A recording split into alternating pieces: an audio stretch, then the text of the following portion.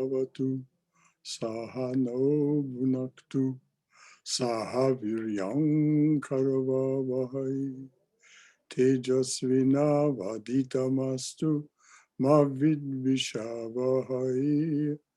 Om Shanti, Shanti, Shanti. May the Divine Being look over us lovingly as a mother and father. May the Divine Being support and nourish us as a mother and father. May we have the strength and skill to study together the art of spirituality. May no misunderstandings arise amongst us. Om, peace, peace, peace be unto us and to all beloved beings everywhere. Well, good morning, everyone. A lovely morning after some rain here in Georgia. Some announcements. Our annual meeting of the congregation will be held by Zoom on Sunday, May 16th, beginning at 11 a.m. You will hear reports from our trustees, the board's committee chairs, and your resident minister. Also, you can help elect the next year's board of trustees. You may want to mark your calendar for this. The way it looks now, our first face-to-face meeting as a congregation will be on Sunday, July 4th. We should all be fully vaccinated and past the waiting period by then. There will be a Save a Saturday on the previous Saturday, June 26th, to shine up the center. For this day and the 4th, those members who have been fully vaccinated will be welcome. So are there any announcements that should have been made, that might have been made, that weren't mentioned? Anything that anyone wants to bring up that, all right. April has been a month for the study of Jnana Yoga, Advaita Vedanta. As a Jnana yogi, you practice discrimination, reason, detachment, and satyagraha, insistence on the truth. The goal is freedom from limitation, mukti. Our teachers say that all miseries in life are caused by seeing inaccurately. An earnest and persistent jnani may break through this misapprehension, maya, and see only the divine presence everywhere, in everything and everyone. Which is very apropos, those last phrases, to the topic of today's conversation, which is John Dobson's paper, The Equations of Maya.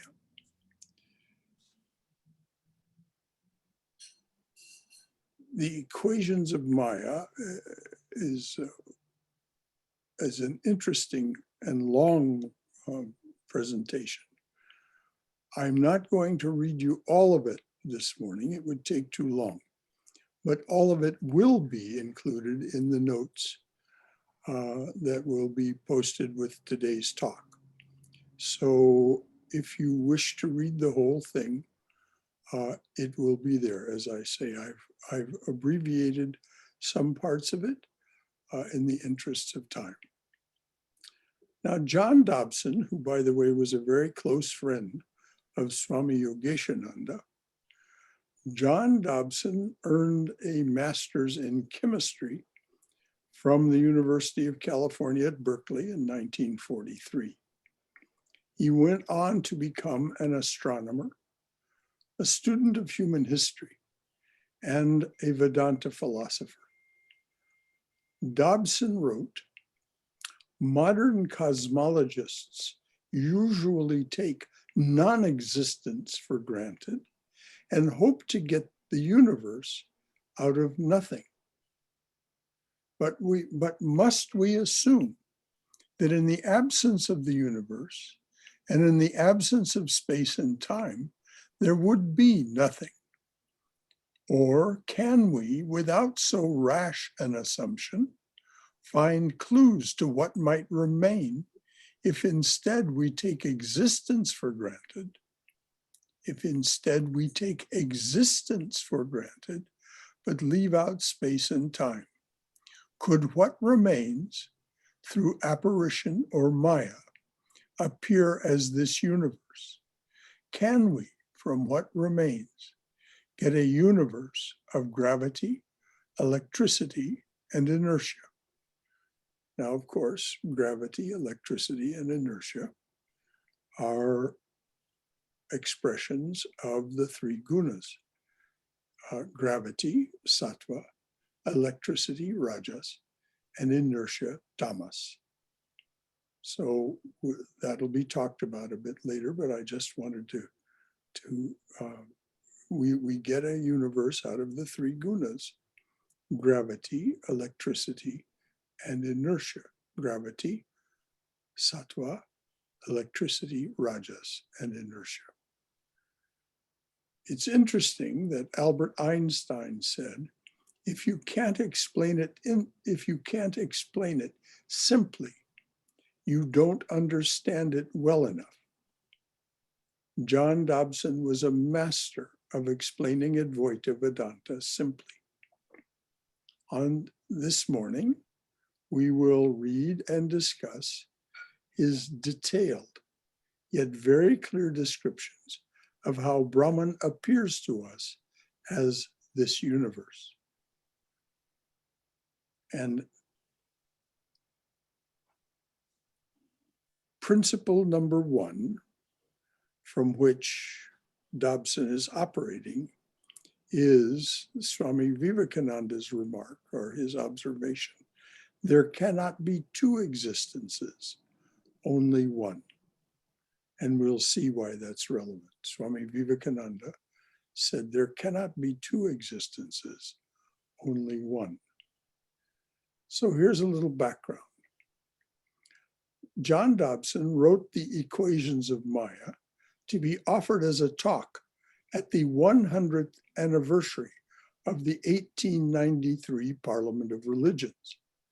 That parliament was the first gathering of clergy from around the world, the event at which Swami Vivekananda so eloquently proclaimed that all religions are true, and that the proof of one is the proof of all.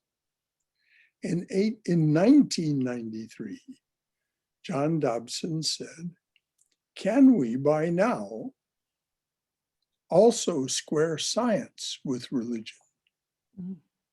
In particular, can we square relativity and quantum mechanics with Swami Vivekananda's Advaita Vedanta?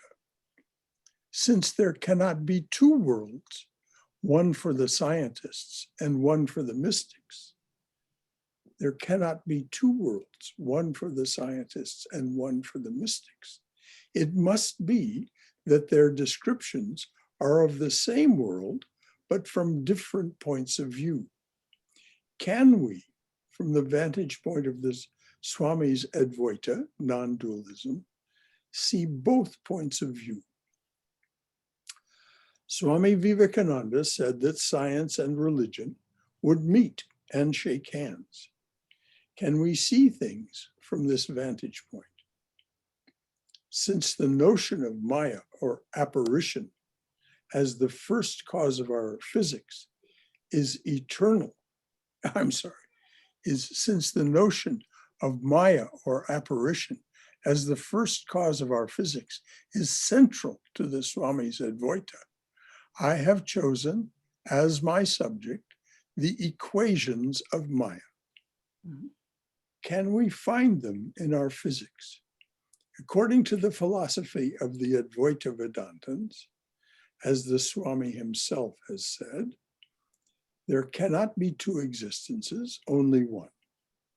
And Maya is, as it were, a veil or screen through which that oneness, the absolute, is seen as this universe of plurality and change. So, the equations of Maya. First, we have to know what equations are. Second, we have to know what the Vedantins mean by Maya. And finally, we have to take a hard look at our physics to see if any of our equations can be taken as descriptive of Maya. And so John goes on to develop these ideas. First, he answers the question, what are equations? They are a kind of mathematical shorthand. They are just brief statements, usually in symbolic form, like 2 + 2 = 4. If you put that in English, it means 2 + 2 = 4. Essentially, there are two kinds of equations, mathematical equations, like the one just mentioned, and the equations of our physics. But mathematics is not about anything. 2 oranges + 2 oranges = 4 oranges is about oranges, but 2 + 2 = 4 by itself is not about anything. Now, physics is about something. It is about how matter behaves. So the equations of physics are about the behavior of matter, and that's what concerns us here. Newton's famous equation, F = ma, put into words, means that the force required to accelerate an object is proportional to the product of the mass of that object and the rate of change of its velocity. That means that when you're pushing a car to speed it up, how hard you have to push depends on how heavy the car is and how fast you want to speed it up. All that is contained in that little statement, F = ma. So that's I'll interpolate, that is a physics equation as opposed to a mathematical equation like 2 + 2 = 4. Next, John answers the question, what is Maya? We've talked a little about equations. Now we have to talk about Maya. What do the Vedantins mean by Maya? First, we know from the Upanishads that it is made of 3 gunas. The universe is made of 3 gunas, tamas, rajas, and sattva. Tamas has its veiling power. Rajas has its projecting power, and sattva has its revealing power. Now this language, veiling and revealing, is the language of perception, not the language of manufacture. This is very important for us to keep in mind. The description of Maya is a description of our perception of it through the 3 gunas. This language, veiling and revealing, is the language of perception, not the language of manufacture. You can't make anything out of a guna, as the Sankhyains wanted to do. The 3 gunas of which Maya is said to be made,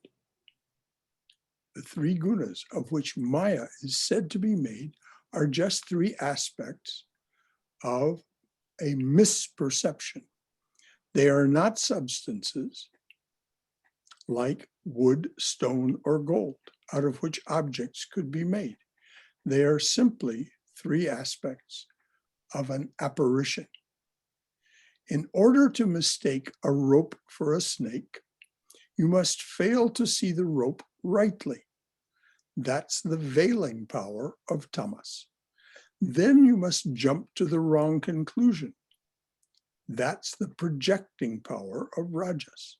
You yourself project the snake, but the length and diameter of the rope are seen as the length and diameter of the snake.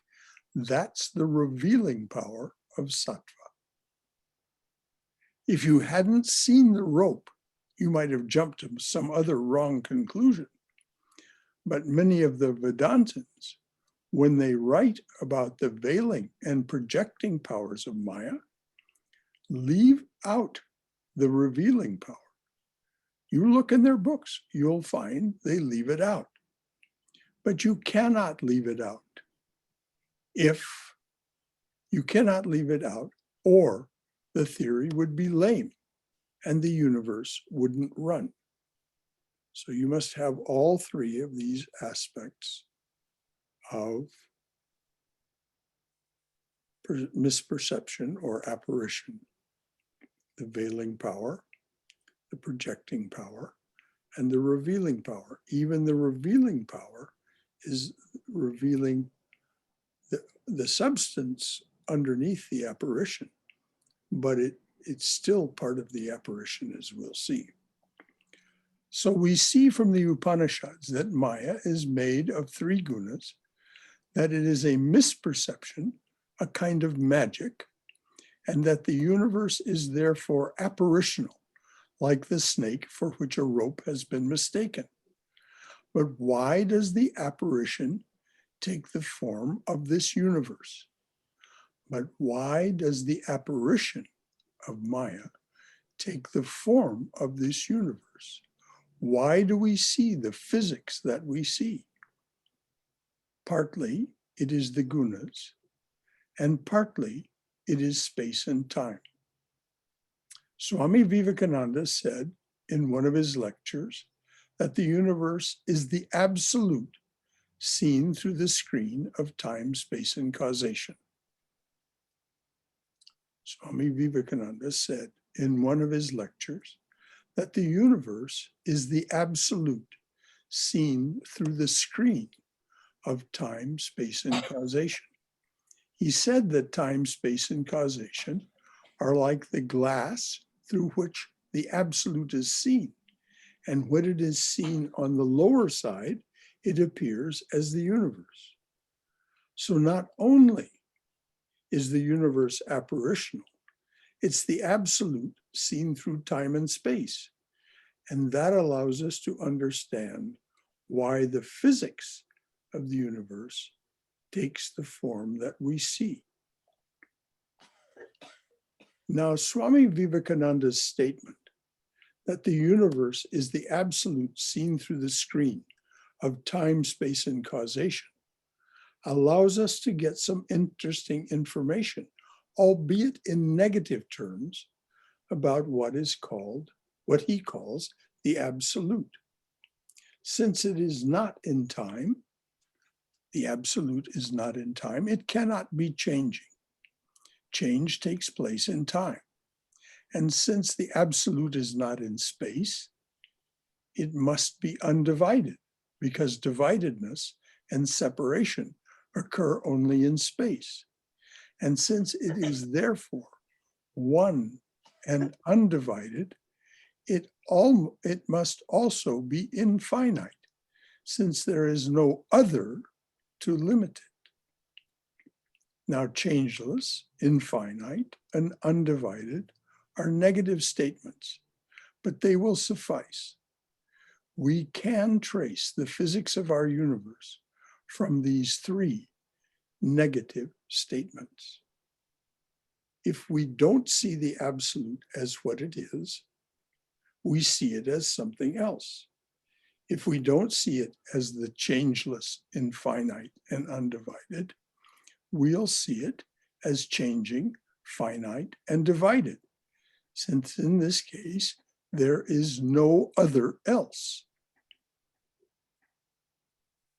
I'll read that again. This is a complicated thought.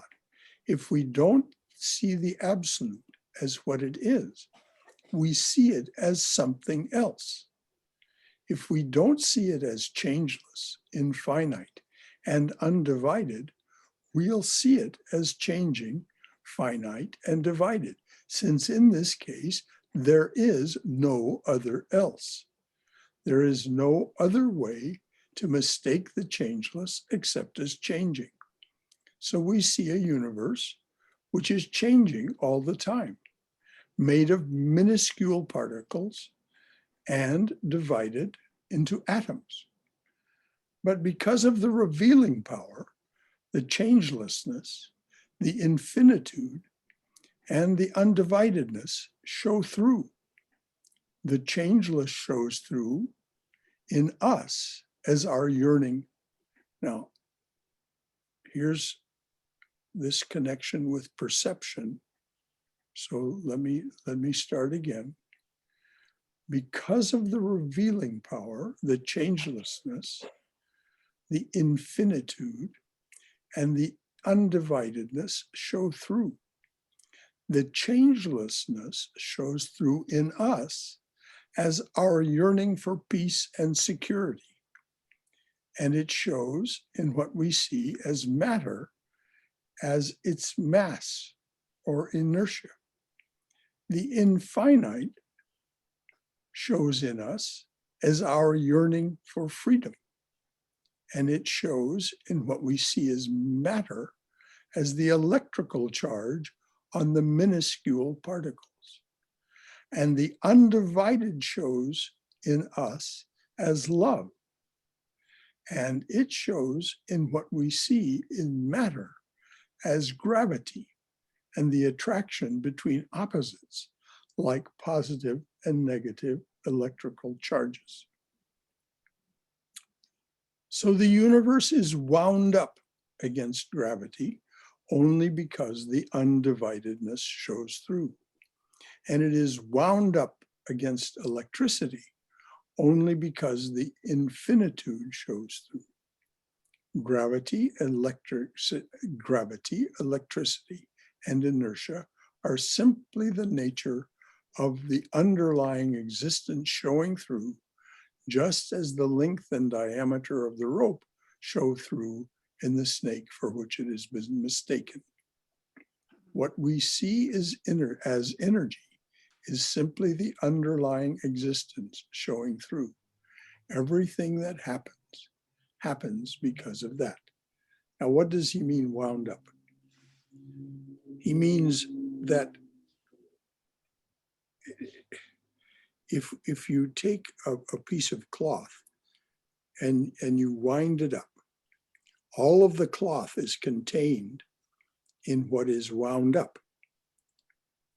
But you see only the outside. You don't see all of it.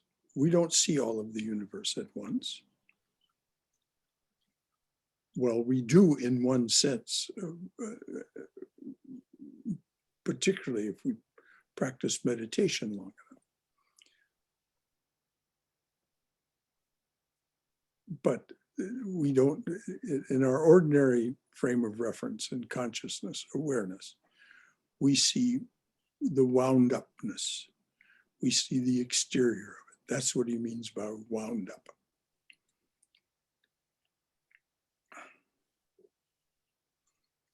Now, before I go ahead with these next definitions, which are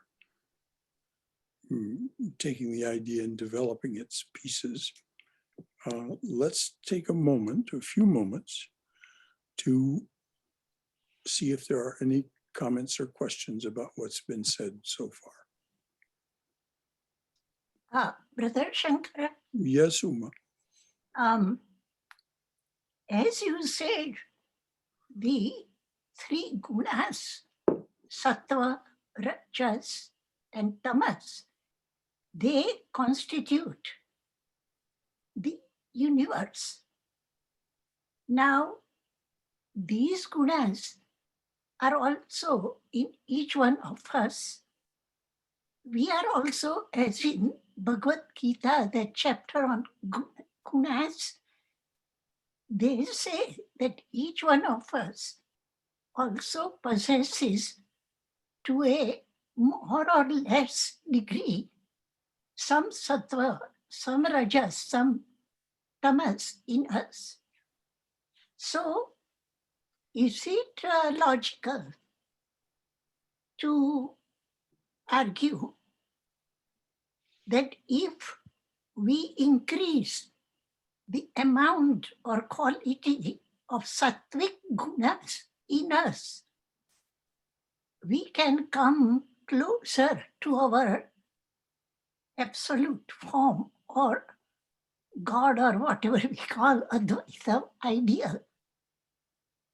Yes, if but we must remember that there's two, you're quoting from the Gita or alluding to the Gita.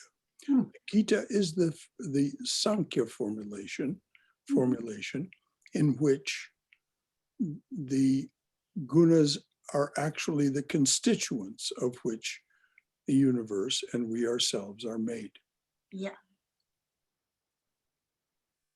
Dobson has made the projection, the distinction that the advaitins say they're not the constituents of the thing itself. The advaitins say they are the constituents of our perception of what is there. Mm. So definitely what you're saying, if we do what is necessary, the spiritual practices, we will increase our perception of sattva. Yes.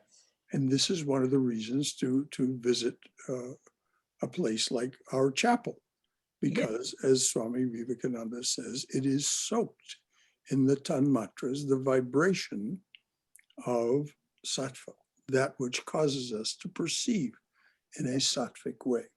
Yes.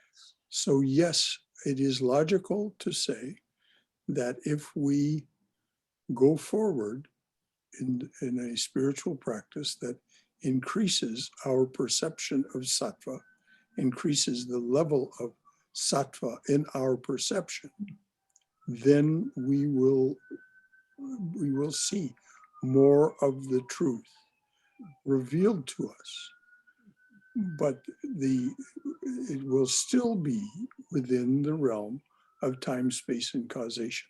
So it will be limited to that extent. As Patanjali points out, by doing this preparation that increases this sattvic component in us, we get to the point where self-effort comes to an end and something happens to us. We slip into a different frame of awareness, which is samadhi, and therefore achieve liberation. But that's another topic. But definitely it is appropriate to assume that as we do the spiritual practices necessary to increase the perception component of sattva within us, then we will see more of the truth of the absolute as it appears within time, space, and causation. Thank you. Mm-hmm.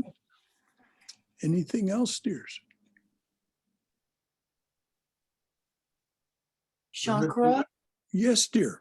Excuse me, it's Laurie. Yes, Could you repeat again the difference that, well, briefly, between the Advaitins and the Sankhins about the gunas?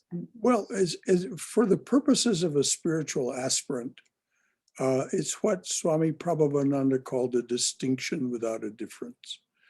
But the distinction is that the Sankhins actually see that what they actually believe. They believe that what we experience is actually made of the gunas. And you can read this description of the Sankhya cosmology in that small appendix in the back of Swami Prabhavananda's translation of Bhagavad Gita, the appendix is called the Cosmology of the Gita. And it describes there that this descent, so to speak, of the divine presence into what we experience through our action and experience suits. The 5 organs of action and the 5 organs of perception then create what we see out of the gunas. This is their belief. This is their system of thinking. The Advaitins say, no, the universe doesn't really exist at all in the sense that the Sankhya's say, that it is a misperception. Something exists, the absolute exists, and the gunas are our way of misperceiving it. So they are, rather than, as Dobson pointed out, they're not the components of manufacturing a universe. They are the components of our perception of, or misperception of what is the components of the universe as time, space, and causation, or inertia, electricity, and gravity. So but as I said, Swami Prabhavananda said, don't worry about it. Just do your spiritual practices and you will come to your own understanding.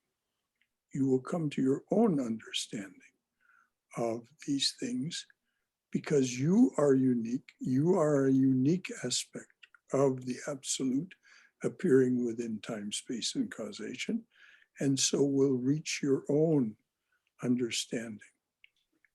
And this is why it's wonderful to have conversations with other spiritual aspirants, but never to argue with them, because your perception, your understanding will be unique, as will theirs, and will not necessarily agree, because the infinite is not capturable within time, space, and causation. Therefore, it's not capturable within thought and speech.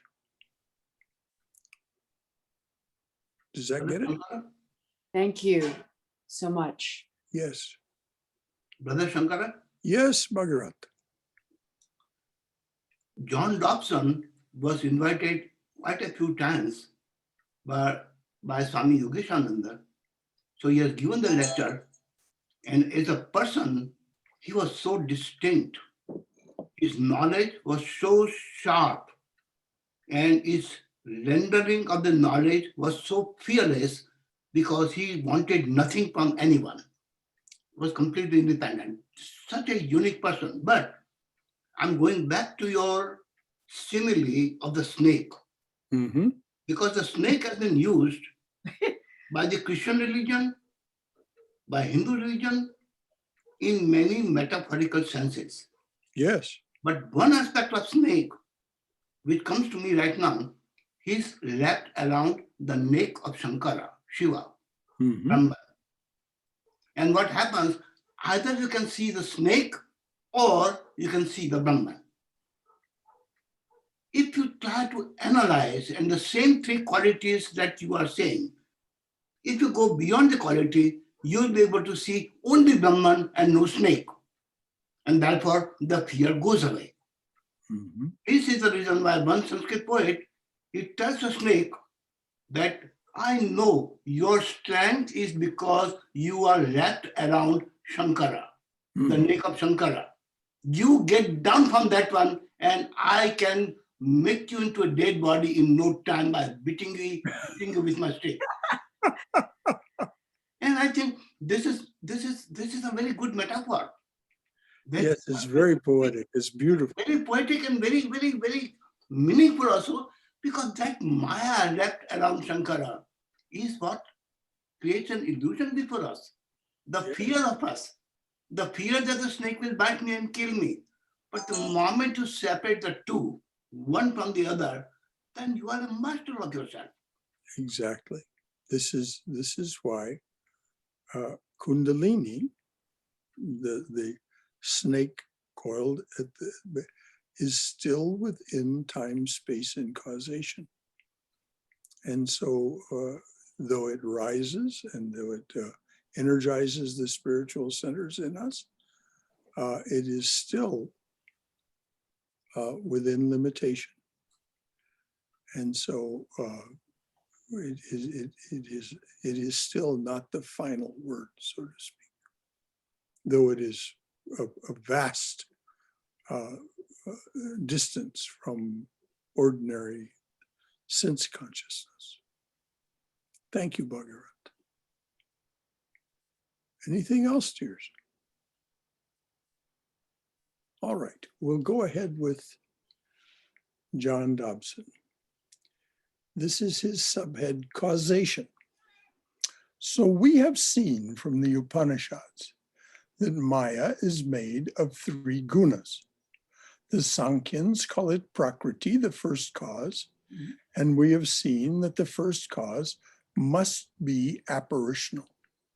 As Swami Vivekananda said, the universe is the absolute seen through the screen of time, space, and causation.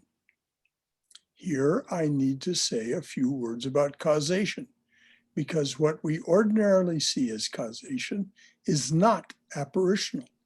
It is transformational. Chevrolet cars do not arise by apparition. They come from Detroit. Although, as we have seen, the first cause of our physics is apparitional, it leaves us with a universe wound up with energy, and the transformations run on their own accord, run on of their own accord. As we have seen, the first cause of our physics is apparitional. It leaves us with a universe wound up with energy, and the transformations run on of their own accord. Gravity arises by apparition, but falling is transformational. The gravitational energy is transformed to kinetic energy without any change in the amount. As you may know, philosophical systems in India are cataloged according to their understanding of causation. The Sankhya's are parinamavadins. They believe in parinama, transformational causation, like making milk into buttermilk. The milk is transformed into buttermilk. So that's parinama. Parinamavadins believe that causation is transformational, like making milk into buttermilk. The Advaita Vedantins are Vivartavadins. They believe that the first cause is Vivarta, apparition, like mistaking a rope for a snake. Now, these are very different things. When milk is transformed into buttermilk, it is a change that takes place in time. It's a happening, and there's a shelf life on your buttermilk. There's a date on it. But mistaking a rope for a snake is not happening in that sense. It is not that you mistook the rope for a snake yesterday, and now there's a snake in your kitchen, and you don't dare open the door. It's a mistake you are making now. It's something you are doing now.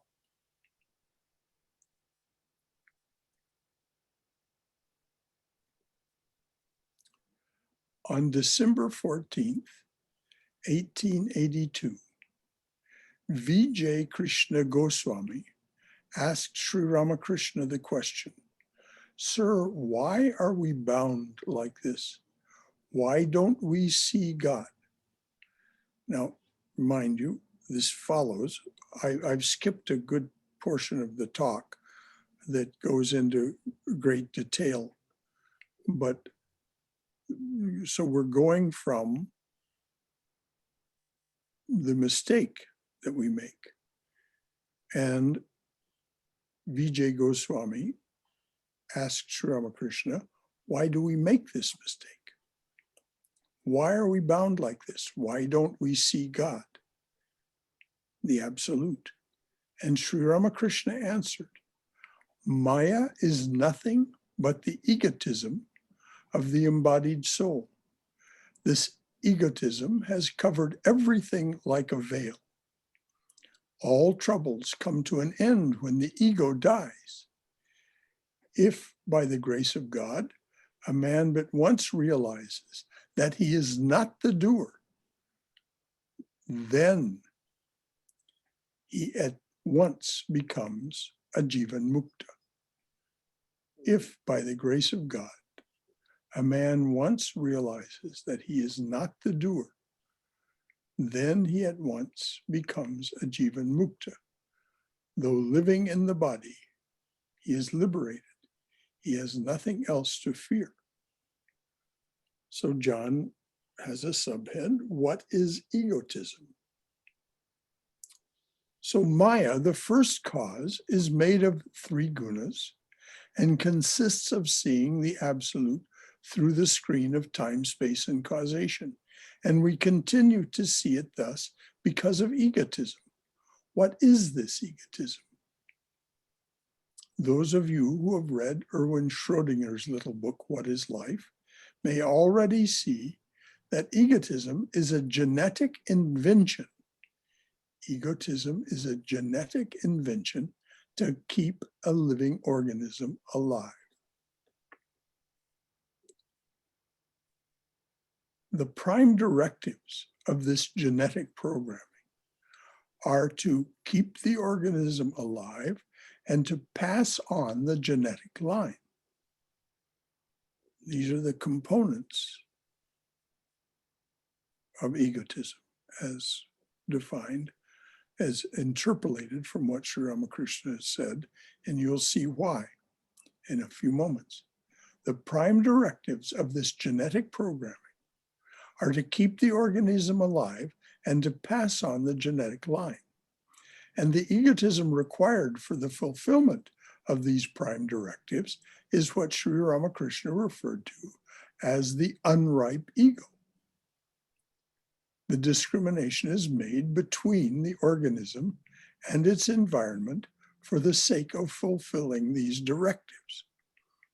In other words, we see what we see, we experience what we experience in order to keep the organism alive and to reproduce. Sri Ramakrishna, when speaking to men, referred to these prime directives as woman and gold. Gold for what's needed to keep the organism alive and satisfied, and woman for passing on the genetic line. When speaking to women, he said men and gold. He often said when speaking to men, Maya is nothing but woman and gold. It should be noted that this language, genetic programming, was not current in Sri Ramakrishna's day. So far as we know, some of the first things that were published on the subject of genetics were Mendel's experiments, and I don't think they hit the press until 1900. But if we translate Sri Ramakrishna's remarks into that language, they say very clearly that Maya is nothing but our genetic programming. You remember that the question was not how the absolute has become the universe, but rather why do we continue to see it that way?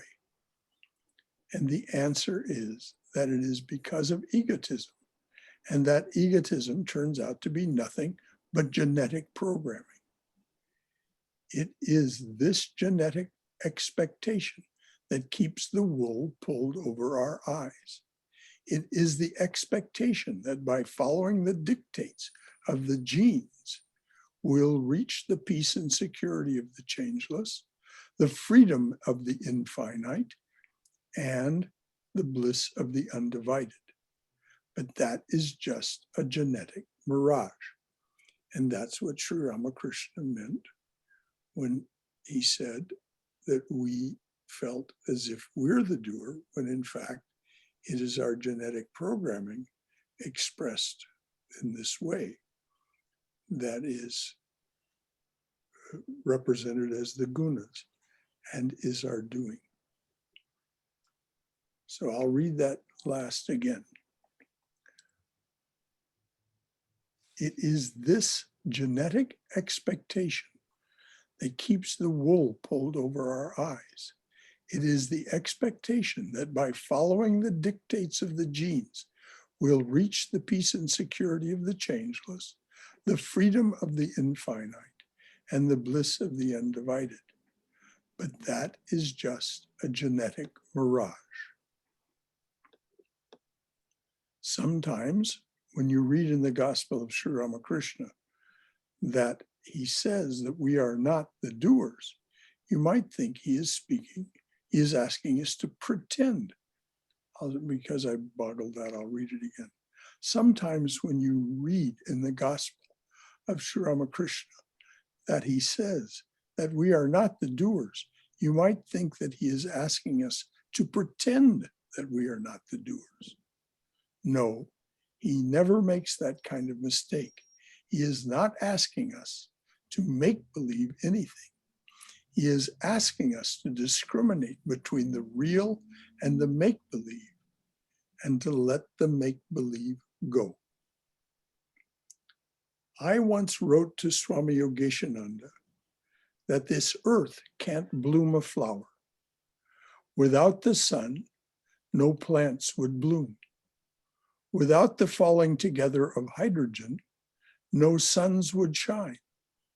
And without the entire universe, no hydrogen would fall. I said that this whole universe blooms the flower. By this whole universe, the robin sings.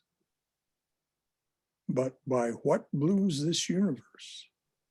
It is the nature of the absolute showing through in time, in space, and it is the absolute showing through in space and time that blooms this universe.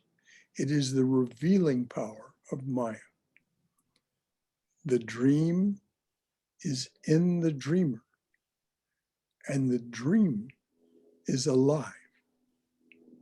So it is the genetic programming that keeps the wool pulled over our eyes.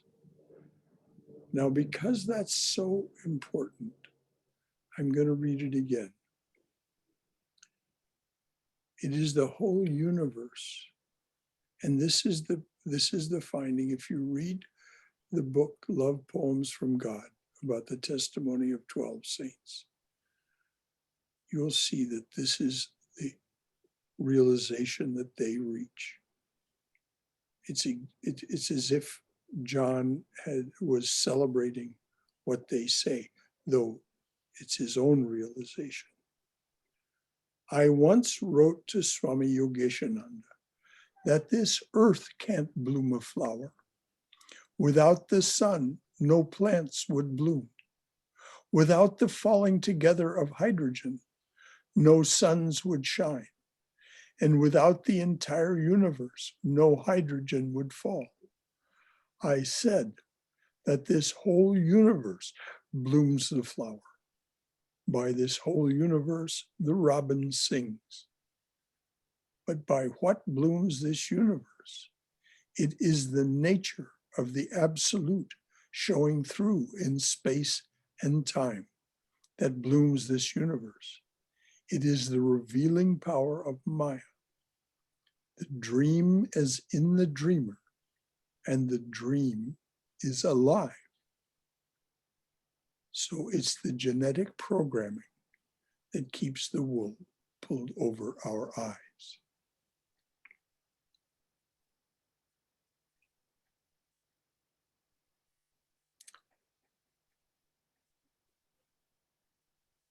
New section, the equations of Maya. This is where he specifies. All the rest was the preamble that allows him to say what he's about to say. The equations of Maya. We have talked a little bit about equations and a great deal about Maya. Now we have to take a hard look at our physics to see if any of our equations can be taken as descriptive of Maya. First of all, let me remind you that the physics of the last century, the physics of Swami Vivekananda's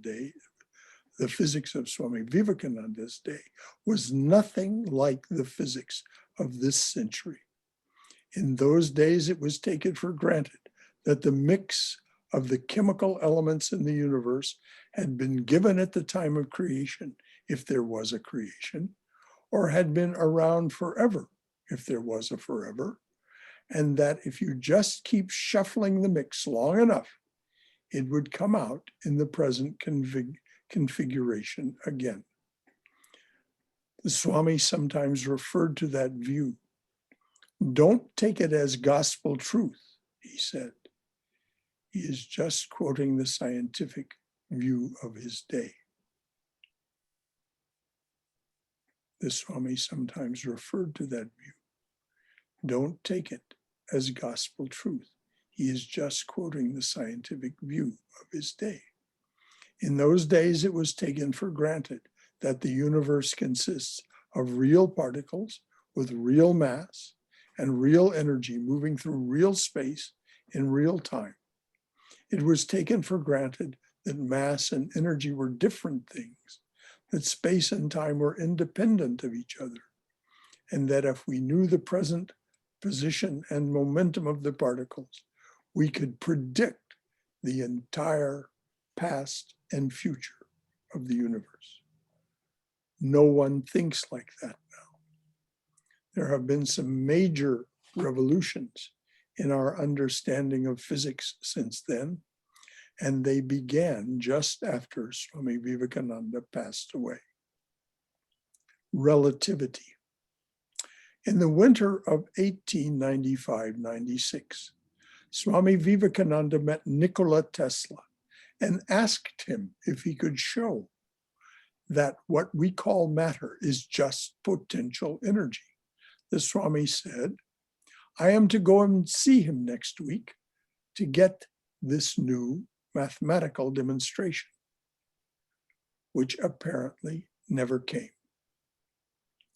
It's probably unfortunate that Tesla didn't get it shown, because if relativity theory had arisen out of a suggestion by Swami Vivekananda, the history of modern physics might have looked very different.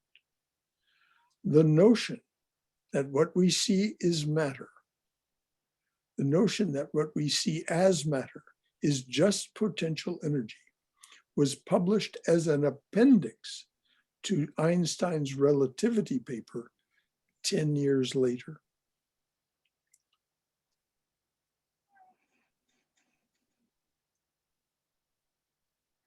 In 1905, Einstein changed our geometry from 3D to 4D. He put time into our geometry where it belongs. Time and space come into the geometry as a pair of opposites, so that if the space separation and the time separation between two events, say here now and there then, are equal. I'm going to read that again. Time and space come into this geometry. Time and space come into this geometry as a pair of opposites, so that if the space separation and the time separation between two events, say here now and there then, are equal, the total separation between the two events is zero. And that puts the separation between the perceiver and the perceived at zero, because we always see events away from us in space by the trick of seeing them back in time in just such a way that the total separation is zero. Now he describes this way. The separation equation, Einstein's separation equation, as I see it, is one of the equations of Maya. If this universe is apparitional, like a dream, then the separation between the dreamer and the dream must be zero. It was this change in the geometry that allowed Einstein to realize that what we see as matter, is just potential energy, E equals M. That is the equation that Swami Vivekananda hoped to get from Tesla. So now we see that matter, mass, as well as energy, is just the underlying existence showing through in the apparition. So that equation too is an equation of Maya. Einstein's famous equation, E equals mc squared, which says in physics language, energy and matter are the same. Energy is potential in matter. Matter is nothing more than potential energy.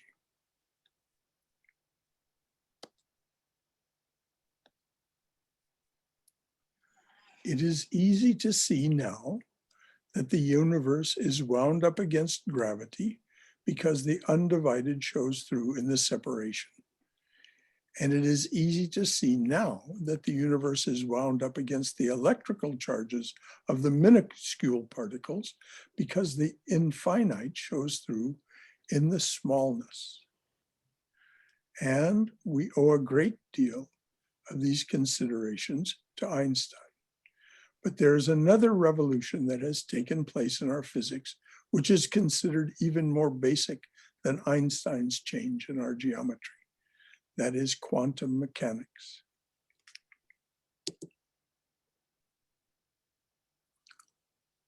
For those of you who are watching the clock, I want you to know I am coming to the end of this, but there is a bit more, so your patience is asked. Quantum mechanics. Matter does not behave according to our genetic expectations. Our genetic expectations are Newtonian.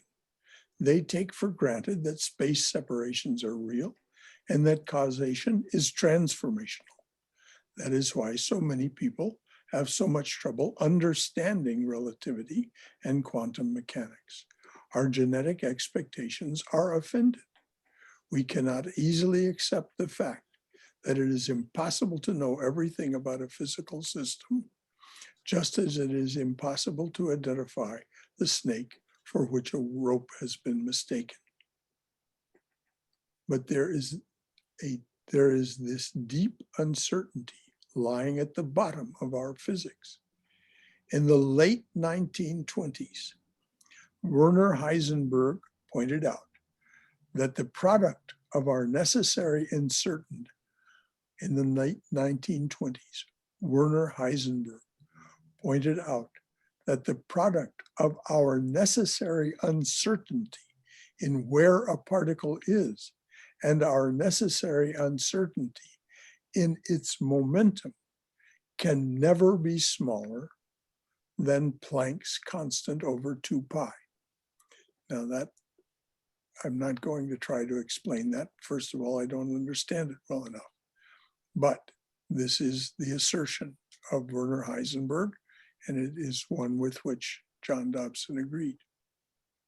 Also, that the product of our necessary uncertainty in when something happens and our necessary uncertainty in the energy of its happening can never be less than the same amount. This is Heisenberg's uncertainty principle, which I take to be another of the equations of Maya.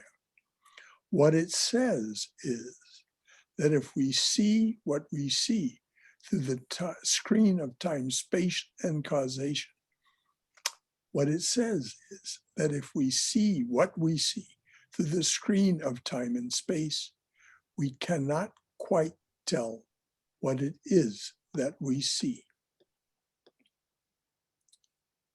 Summary. These three equations, as I see it, are some of the equations of Maya. Einstein's separation equation sets the separation between the perceiver and the perceived as zero. The dream is in the dreamer. We see the bright star Sirius 8.5 light years away from us by the trick of seeing it 8.5 years ago. And the distance away becomes in squared with a plus sign, and the time ago comes in squared with a minus sign, so that if the two are equal, the total separation goes to zero. Einstein's more famous equation, E equals mc squared, in which energy is set equal to mass, is the equation which Swami Vivekananda had hoped to get from Tesla, because, he said, there cannot be two existences, only one. And Heisenberg's uncertainty principle includes the notion that the observer is always mixed up in what he sees. And this has been proven over and over in quantum mechanics, quantum physics.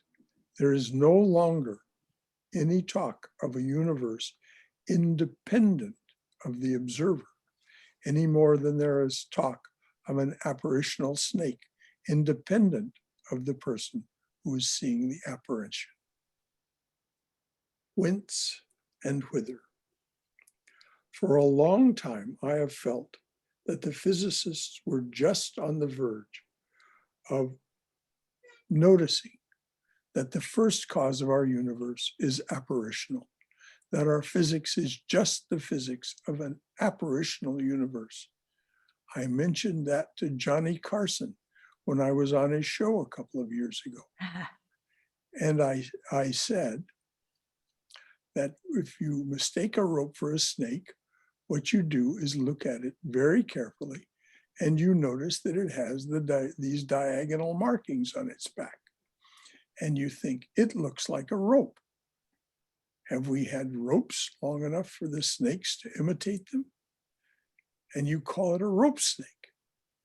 Then you look carefully at the end where the rattles should be, and you see hemp fibers. Ah, rope snake hempi. There was so much laughter that I couldn't finish. We were cut off by the music. But what I wanted to say was that when you find that the head end is also hemp fibers, you realize that it really is a rope. I wanted to say that only this last step has not yet been taken by the physicists. Relativity and quantum mechanics are now about an actual universe. We already have the physics of an apparition. There are some interesting differences between the physicists and the mystics. The mystics take existence for granted and want to get from here to there. They want to see beyond the apparition. And the physicists are likely to take non-existence for granted and want to get from there to here. The Big Bang cosmologists want to get the universe out of nothing. It's like asking us to believe that nothing made everything out of nothing. But that's not what shows in our physics. It is behind what we see. If behind what we see there were only zero, then where would gravity come from, and electricity and inertia? I have to side with the mystics. On observational grounds, I have to take existence for granted.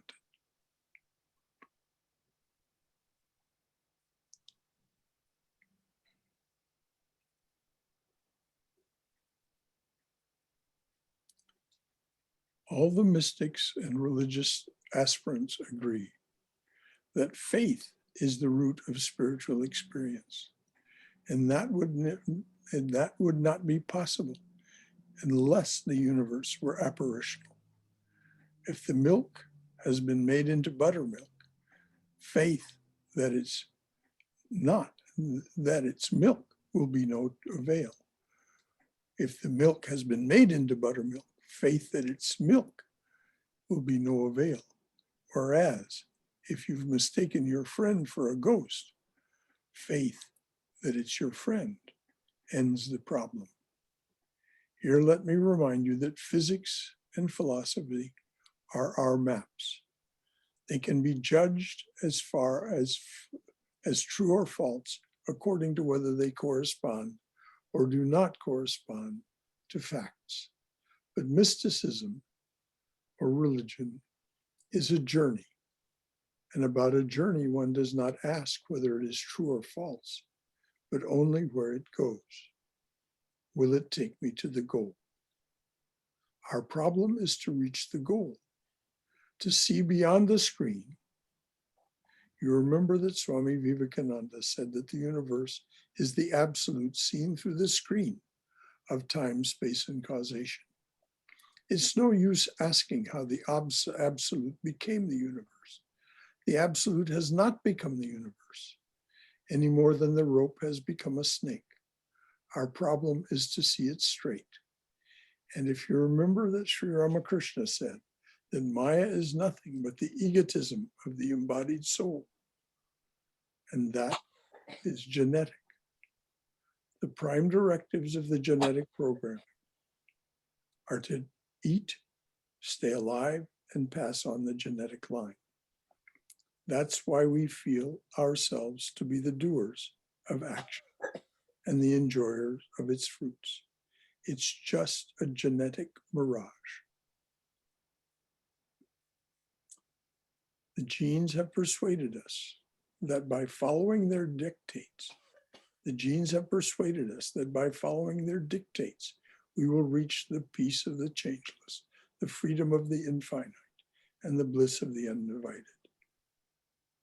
They don't have it to give. We don't get the undivided, we get a family. You must have noticed.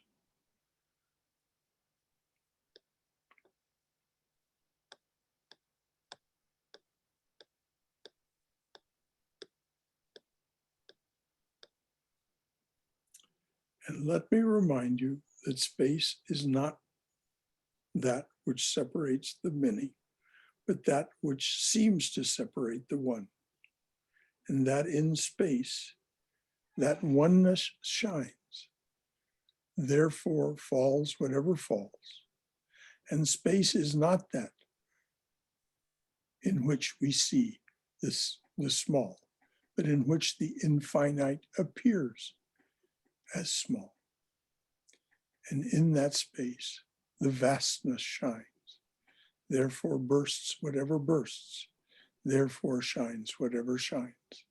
And finally, time is not that in which we see the changing, but in that which the changeless seems to change. And in that time, that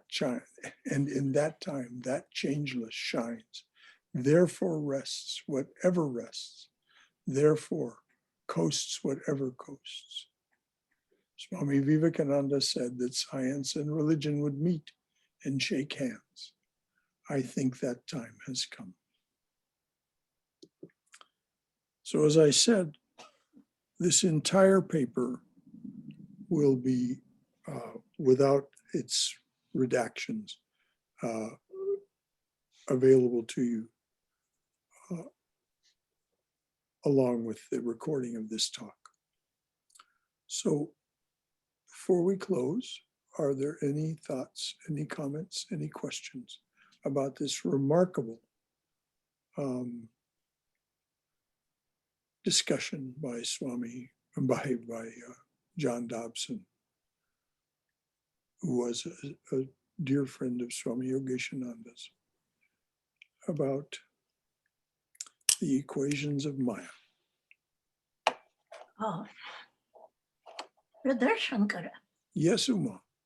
one thought that came to my mind, if you could devote one entire session to discuss the difference between the perspectives of science or quantum physics and mystical points of view. Because it is so deep, it takes time Oh, yes. to understand and to really understand it. Yes, you're right. It's what we call deep, gahan, very gahan vishay. Well, it is the deepest of our contemplations, Yeah, the nature of the reality that I am experiencing. What is it? yes. And second comment, do you think that Shankaracharya called apparition a superimposition? That's what he said, yes. I We thought- superimpose the idea Yeah, of it's not snake on the rope. right. That's what I wanted to make sure. Okay. We'll do what you suggest. We'll devote a session one time to the comparison of. Yeah. The points are made in this talk, and if you care to read it, there is much more here than what I was able to read to you. I'll read it again. Okay. Thank you, dear. Thank you. Anyone else? John, Yes, Keith. No, go ahead. okay. Loved it. Can't wait to read the whole thing. So many points that were aha moments for me. I'm looking forward to what Uma asked for as well as kind of a breakdown, because when you were lightly touching it, I had questions to dig into that. And so all in all, just again, fantastic. Really enjoyed it. Thank you, Keith. Yes, it's easy to enjoy John Dobson. He worked very hard at realizing what it is he expressed to us in this paper. He was a good friend of Yogeshananda's, of Swami Swahananda's. Many of the Swamis had a great regard for him. Swami Yogatmananda. I just looked him up, and so you do realize I'm going to be reading lots of his books now. Yes, well, he has wonderful books to read. Do we still have a copy at the center of the Sidewalk Astronomer? I believe. Yeah. Yeah, we do. Okay. If you can get a hold of that, it's a lot of fun to watch. Oh yeah. Dobson's- One of the things that John Dobson did, that Cindy just alluded to, was there something more you wanted to say, Cindy? No. Okay. One of the things that John Dobson did was build telescopes from scratch. He would take portholes from ships that had been decommissioned. There were these great huge stacks in Oakland and elsewhere of portholes of various sizes. And he learned how to grind a telescope mirror out of that, make the telescope tube out of big cardboard shipping tubes, and make a simple mount, which came to be known as the Dobson mount. He said it's nothing more than a Civil War mortar mount. But nevertheless, it became known as the Dobson mount. And so he would show people, train people in how to make their own telescopes, beautiful telescopes that would cost them hundreds of dollars if they purchased them. In the early days, it cost them $15 to $25 to make a really magnificent telescope. And so an organization formed around him, because he would take these telescopes out on the street of San Francisco at first, where he lived, and he would show people the heavens. He would show them Jupiter and Saturn and the mountains of the moon, and just these. And it came to be known as the Sidewalk Astronomers. This organization lives on now. It's one of the things that John has left us. He would also take the very big telescopes that he made, again, handmade, very big telescopes. I'm talking about 25-inch mirrors, big telescopes. He would take them out into the national parks when people were visiting there in the summertime. He would take them out in the national parks and show people with those telescopes, those big ones that he made, you could see nebula and galaxies. It was really quite amazing. So John Dobson, Sidewalk Astronomers. That was one of the things, as I said, he left us. Brother Shankar, Yes, Bhagarat. this is what they call astronomy for children under 80 years old. That Yes. is to have. But your presentation today had a very, very special power of evoking some thoughts, because it questioned some answers and answered some questions.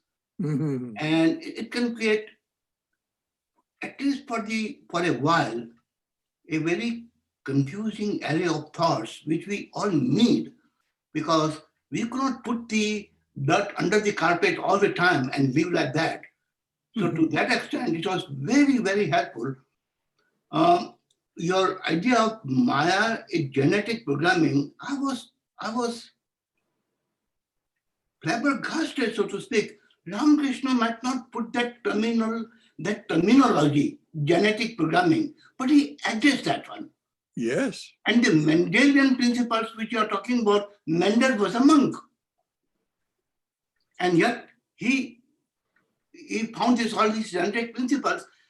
But what appealed to me the most, that even the equations that we are talking about are constantly changing. For example, in the yesteryears, 300 years back, if someone wants something, then he would give 2 pounds of vegetables and get what he wants from a single tuition from a teacher, because this is the way it was qualified. And that has been constantly changing. Then came the rupees and currencies, and then came the gold standard. But even the gold standard is challenged, because now they say it is the lithium, not the gold.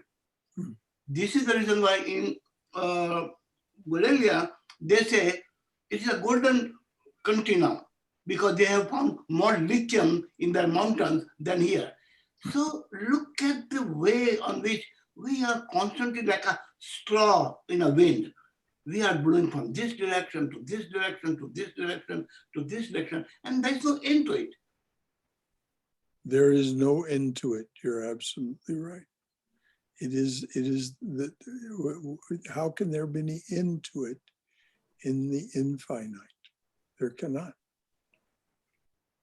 So we get hypnotized by our doing here and now, forgetting our true natures, as John Dobson put it. The genetic programming pulls the wool over our eyes, and so we get involved with our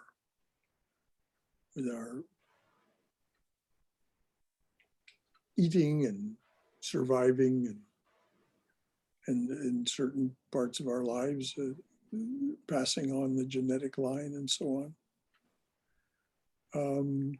It's so, as the saints that are in that book, Love Poems from God, tell us, don't lament, celebrate, and go beyond. Go beyond. But could it be that we can awaken like Buddha? We wake up from our dream that this is all unreal, and our true identity is that if we can all become Buddhas.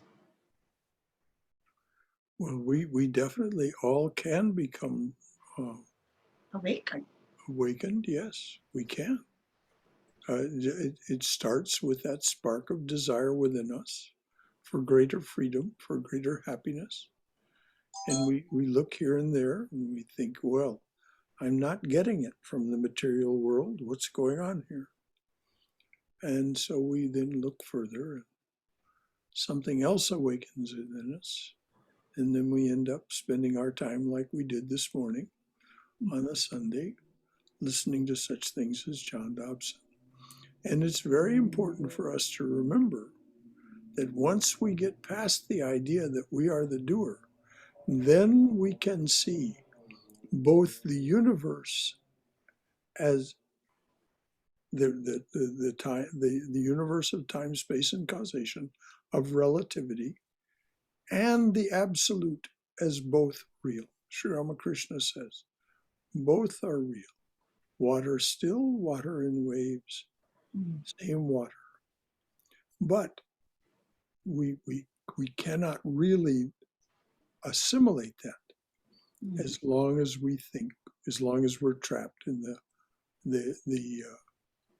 the constant activities of the genetic programming. We have to get beyond that, beyond the idea that we're the doer, which is what Sri Krishna tells us in chapters 3 and 4 of the Gita. He says, just get over it. Just get over the idea that you're the doer, and you'll be free. And then things won't attach themselves to you the way they do now. His instructions are very clear. Even if we use the term genetic programming, all the programs have an aim, and this goes endlessly. And that should awaken our mind right away. That right now, as a father and a grandfather, I'm doing so many things, thinking that they are going to be faithful to my memory forever. But I meet someone 5th generation from now, 300 years later, and say, I'm great, your great grandfather is going to kick me out. Well, I don't know about that, Bhagarat. Yes, But it is. at the very least, it wouldn't be the welcome that we might want. Exactly, that's for sure. He will laugh. Depends on what kind of grandpa you are. No. So anything else from anyone? Brother Shankara? Yes, dear. First of all, I cannot wait to listen to this talk again and again with the transcript to unravel even a little bit of everything that was rolled up in the talk and the question and answers. Second of all, call it coincidence or whatever, I got this text message today. Apparently, April 23rd was the 163rd birthday of Max Planck, who is considered the father of quantum mechanics. And this quote was attributed to him. It says, "Science cannot solve the ultimate mystery of nature. And that is because in the last analysis, we ourselves are part of the mystery that we are trying to solve." Precisely. Yes. Which is why anyone who wishes to understand more about quantum physics and quantum mechanics will read Erwin Schrödinger's little book, What is Life? Because it is exactly about that mystery that you just mentioned. Thank you, Swayam. Thank you, Brother Shankara. Shankara, Yes, dear. did you happen to mention that John had been a monk of the Ramakrishna order for many years? 23 years, yes. I think I mentioned it in the beginning, but Okay, thank yeah, you. he was a monk for 23 years. Thanks. But like many monks, even monastic life becomes a limitation for such a soul. Yeah. And so he became more. And he was just, as I said, Swami Swahananda loved him and gave him shelter at the Hollywood Center for the last decade or so of his life, after John was not able to travel as much anymore and so on. So he lived at the Hollywood Center. Many of us got to know him a little bit. Yes. He gave classes. Yes. And he would sometimes visit here in Atlanta with Yeah. Yogeshananda because they were so dear to one another. He came 2 or 3 times. Yeah. Yeah. Anything else, dears? All right. Shankara, I have a question. Yes, Katrina. Hi. I understand we're not the doers, but do we have it seems that we have an impact on what is done. Well, yes. Okay, Absolutely. okay. Yes. But that impact is also not ours. That's the thing that we're to realize. The results of our actions are also not ours. So what about us determines what is done? Say it again, dear. What about me determines what is done? Because we're not the doer. I'm not the doer. But something that I do determines what is done. There are two levels of explanation. Okay. On the superficial level, it is the gunas. The effects of the gunas, which are like stimulants to the mental impressions, the recognition of name and form that already exists within you. So the gunas and with their influence touch on those mental impressions and give rise to certain thoughts, perceptions, desires. Beneath that, and more powerful, but largely ignored by most people, is something called the buddhi. We know it as a child, as the voice of our conscience. And the poets speak of it as the still small voice and so on. Now, this gives us the deeper promptings and is the discriminating power. This is right, this is wrong. Ultimately, our allegiance to our mental impressions lessens, and our allegiance to the buddhi increases. But that happens very spontaneously through contemplation, concentration, and meditation. And so, as we learn to heed the promptings of the buddhi, of the profound, deep intellect, then the vagaries of our desires and attractions and aversions at the superficial level become less consequential and finally not consequential at all. We see them for what they are, but we are listening to something far deeper in us. But all this is within time, space, and causation. And all of this is part of what will pass away. The embodied being will lose the body. And when taking a new body, if indeed that's what happens, reincarnation, there will be no memory in most of us of anything of our prior incarnation, though the mental impressions from that prior incarnation continue. And this is how our character develops. over time. We listen more and more deeply to the promptings of the buddhi, or the deep intellect, and less to the vagaries of our ordinary awareness. But day-to-day life is endlessly complicated, particularly when there's a situation like that you find yourself in, Katrina, as an attorney working for people who have difficulties in their lives and issues to resolve, and you yourself have your own life to live and difficulties to resolve and joys to experience and so on. So the best we can do is think, I am swimming through this ocean, doing the very best I can. And this is why the evening prayer says, let us hold fast to thy feet, treading the waves of the world to safety.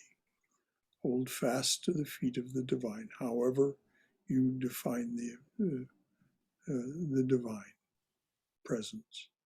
That particular hymn by Vivekananda is addressed to Sri Ramakrishna, but if you listen to it, you can see it could be addressed to any of the great teachers. Thanks for that question, Katrina. How do we decide? Thank you, Brother Shankara. I got it. Thank you. Anything else, dears? Shankara, Yes, dear. one more time, just to point out this connection between Swayam and Keith. Keith, you're wearing a shirt that says Planck on it. It's not spelled quite the same way, I don't think, but it's interesting that it does say Planck.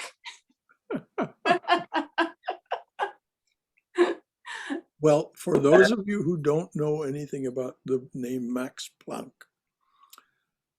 he was a mind, it's just astounding. He's the one who was given an assignment, a paid assignment, to say, how is it that hot things radiate? What is happening?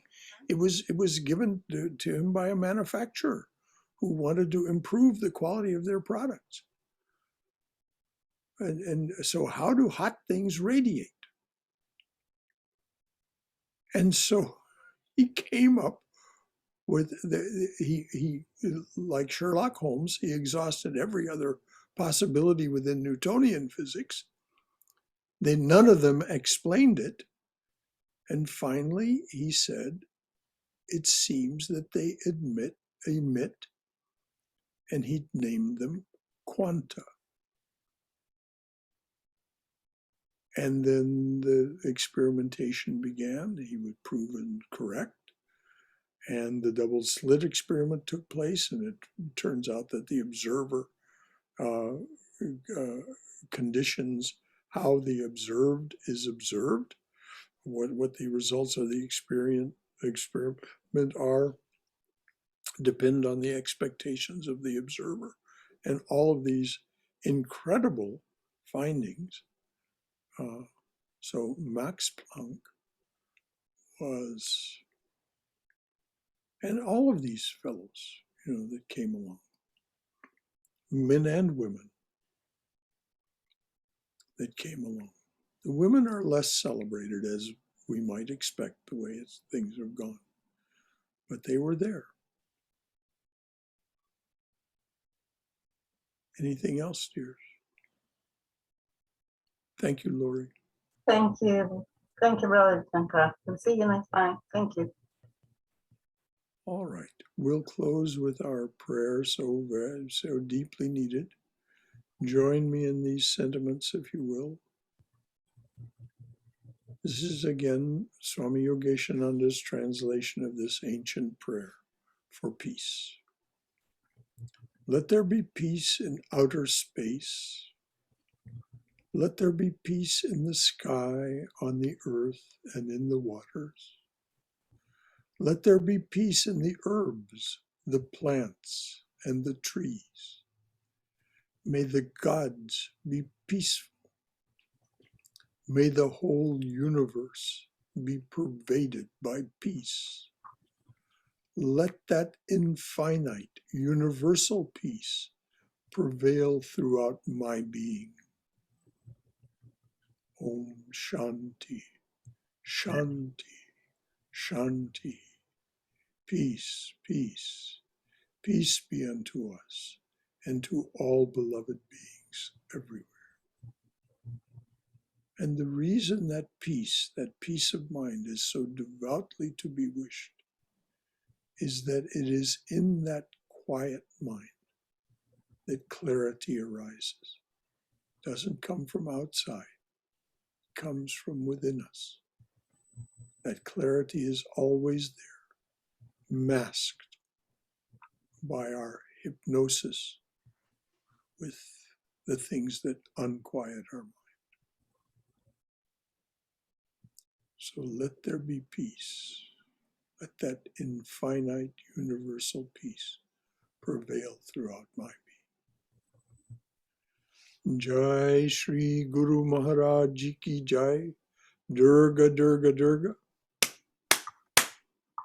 For those of you who are new to this, that chant is saluting the divine presence in all its aspect. Jai Shri Guru Maharaj Ji Ki Jai. Then specifically bringing it to the aspect of the Divine Mother as Durga.